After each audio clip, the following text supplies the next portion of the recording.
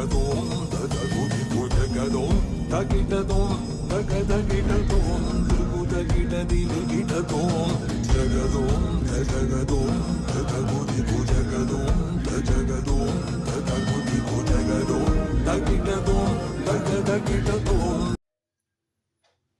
வையகம், வாழ்க வையகம், குரு வாழ்க, குருவே துணை.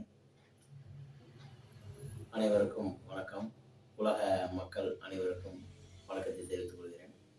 எனக்கு ஜோதிடம் நல்கிய அனைத்து குருமார்களையும் வணங்கி ஒரு சின்ன ஒரு பதிவு.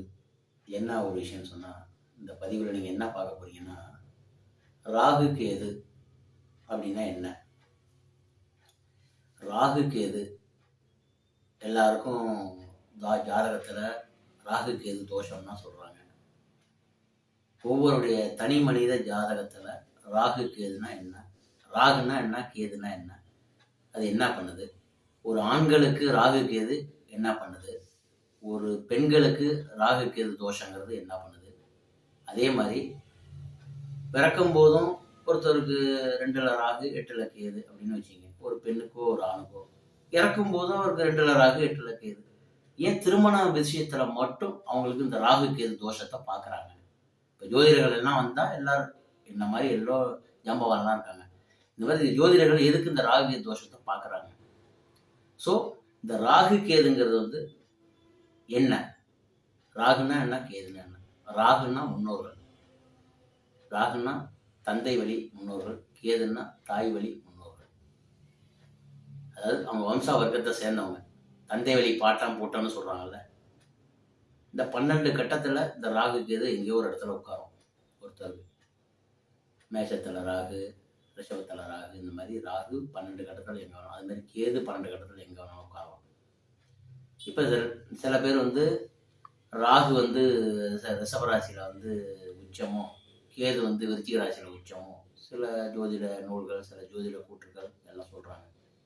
ஸோ ரிஷபராசியில் இருந்தாலும் ராகு கேது, கேதாக இருந்தாலும் வேலை செய்ய போகுது, ராகா இருந்தாலும் வேலை செய்ய போகுது, விருச்சிக ராசியில் கேது இருந்தாலும் வேலை செய்ய போகுது, கேது ராகு இருந்தாலும் வேலை செய்ய போகுது. ஏன் நான் உங்களுக்கு சொல்கிறேன்னா, ராகு கேதுங்கிறது ஒருவருடைய முன்னோர்கள் ஊழ்வினை செஞ்ச கருமா. ஒருத்தருக்கு பிளானட் போய் ஷடவுனா அமையாது சார். யாருக்கு என்ன கருமாவோ, ஒருத்தருக்கு சிம்மத்தில் ராகு உட்கார்ந்துருக்கு, அவரோட தந்தையாருக்கும் சிம்மத்தில் ராகு, அவருடைய தாத்தாவுக்கும் சிம்மத்தில் ராகு. இது வம்சாவளி தொடர்பு இருக்கு, ஜீன் இருக்கு. ஒரு ஜாதகத்தை எடுத்து ஆய்வு பண்ண சொன்னாங்க. இப்படியே பரம்பரையா சிம்மத்தில் ராகு உள்ளவங்க பிறந்து வந்துகிட்டே இருக்காங்க.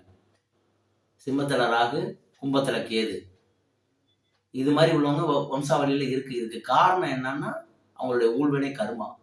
இது மாதிரி உள்ளவங்க குலதெய்வம் தெரியாம போயிடும். சிம்மத்துல ராகு இருக்கிறவங்க குலதெய்வம் தெரியாது, குலதெய்வம் தெரியாம தடுமாறுவாங்க. ஸோ குலதெய்வம் தெரிஞ்சு உருகுவாங்க, ஆனா அவங்களுக்கு நன்மை செய்யாது. அவங்க வம்சாவளியில என்ன பிரச்சனைன்னு அந்த ராகு என்ன இன்டிமேஷன் பண்ணுதுன்னா அவங்களுக்கு தெரியாது. சில பேருக்கு இறை சக்தி, இறை வழிபாடு, குலதெய்வ அருள் இதெல்லாம் இருந்து தெரிஞ்சு அதை கண்டுபிடிச்சு செய்வாங்க. ஒரு கிளைண்ட்டுக்கு சார் நாங்கள் சொன்னோம், அந்த மாதிரி ராகு தாத்தா, அப்பா, பையன் 3 பேருக்கு இருந்துச்சு. இந்த 3 பேருக்கு இருந்த ராகுவோடைய ஒரே கட்டத்தில் இருந்து சொன்னோம், இப்போ போய் பாரு உங்கள் வீட்டில் கிணறு இருக்கும், அந்த கிணத்துல அந்த குலதெய்வங்கிறது இருக்குது அப்படின்னா, இல்லை சார் அந்த மாதிரி இல்லை, இப்போ போ அப்படின்னு சொல்லி நாங்கள் ஒரு நாள் பிரசன்னம் போட்டு கொடுத்து அந்த நாள் அங்கே போனோம். அவர் போனால் அந்த இடத்துல சவுண்டு கேட்குது சார். அந்த கிணத்துல இவர் பேர் ஐயான்னு கேட்குறாரு, அப்படின்னு ஒரு சவுண்டு கேட்குது சார். ஏன் இதை சொல்ல வரேன்னா, இந்த வம்சாவளி பிரச்சனை தெரியாம அவங்க வீட்டுக்கிட்டே இருக்கு, அதை அவங்க வணங்க மறுக்கிறாங்க, தடுக்கிறாங்க. அவங்க வீட்டு வயல்ல மோட்டர் கொட்டாயில இருக்கு, அவங்க வீட்டு தோட்டத்துல இருக்கு, அதை அவங்க மணக்கிறாங்க, அவங்க மறந்து போயிடுறாங்க. அதை என்னன்னு தெரியாம அவங்க வாழ்றாங்க. ஏன்னா அது அவங்களுடைய நிலைமை. சில பேருக்கு இந்த ராகு கேது இருக்கிறவங்க சார் மைண்டு ஆக்டிவேஷனா சரியா இயங்க வைக்காது. இந்த ராகுங்கிறது நிழல் கரகம், ஷேடோ பிளானட்னு சொல்லுவாங்க. கேதுங்கிறது ராகுங்கிறது சர்பத்தோட வாய் சார். கேதுங்கிறது ஊசி மாதிரி, ராகுங்கிறது கத்திரிக்கோள், கேதுங்கிறது ஊசி மாதிரி. ராகுங்கிறது பிரம்மாண்டம், ஆசை. கேதுங்கிறது சுருக்கம், சிம்பிளா செய்யணும், எளிமையா இருக்கணும் அப்படின்னு சொல்லி. இது கேதுவோட சாரம், இது ராகுவோட சாரம். இப்ப இந்த 12 கட்டத்துல ராகு எங்க இருந்தா நல்லது அப்படின்னா, நிலராசியில இருந்தா நல்லது, நீர் ராசியில இருந்தா நல்லது. அந்த நிலராசி என்னன்னு கேக்குறீங்களா? நிலராசிங்கிறது ரிஷபம், கன்னி மகரம். இந்த ராகு ரிஷபராசியிலையோ கன்னி ராசியிலையோ மகர ராசியிலையோ ஒருத்தருக்கு ராகு இருக்குன்னா அவர் சிறப்பா இருப்பார். அவருக்கு லக்கணத்துக்கு 8ஆம் இடமா இருக்கட்டும், 2ஆம் இடமா இருக்கட்டும், 4ஆம் இடமா இருக்கட்டும், அது அப்புறம்.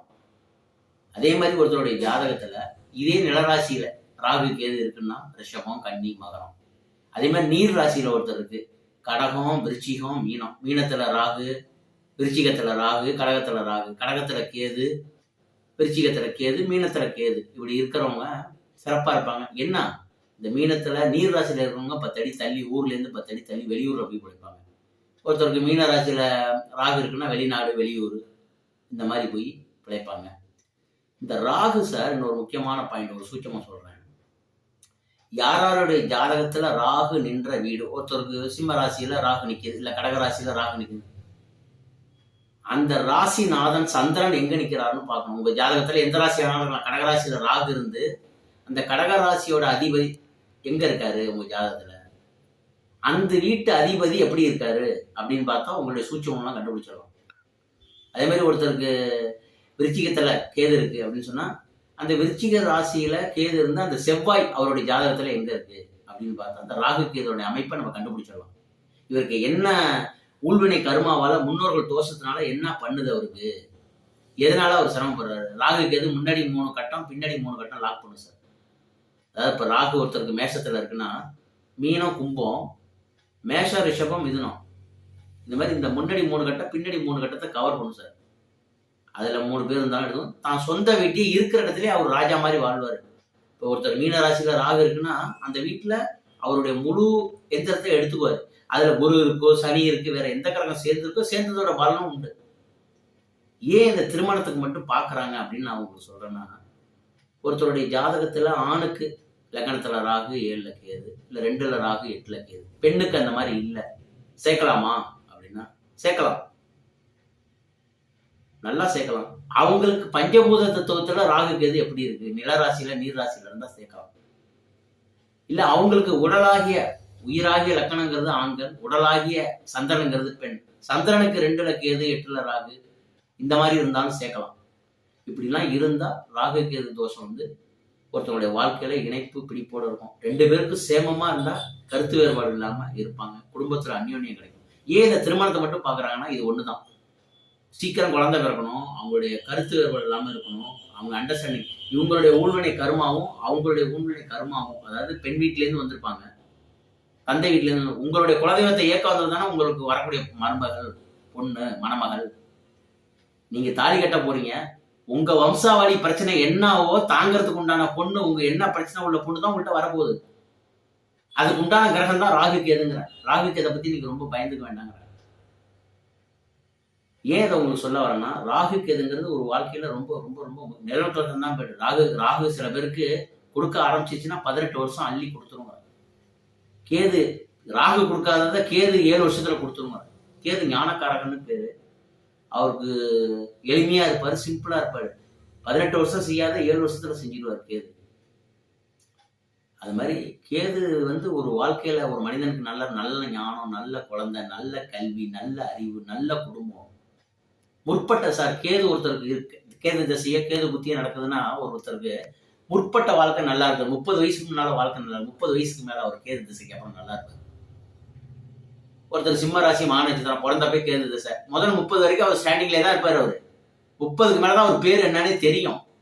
ஓ இன்னார் ஊர்ல இன்னார் பேர்ல இப்படி இருக்கேன். 40 வயசுல அடுத்த கட்டம், 50 வயசுல அடுத்த கட்டம், 12 வருஷம் சேர்த்துங்க ஒரு குரு ஒரு சுத்து வர வரைக்கும். அப்படி வந்தா தான் அவர் அடுத்த கட்டம் மாறுதலுக்கு வருவார். ஸோ இந்த கேது நட்சத்திரத்துல பிறந்தவங்களுக்கு அஸ்வினி மகம் மூலம் இது முக்கியமான ஒரு ஜாதகத்துல சூட்சமா சார். அஸ்வினி மகம் மூலம், அதே மாதிரி திருவாதிரை சுவாதி சாதயம், இது ராகு கேதோட நட்சத்திரம்.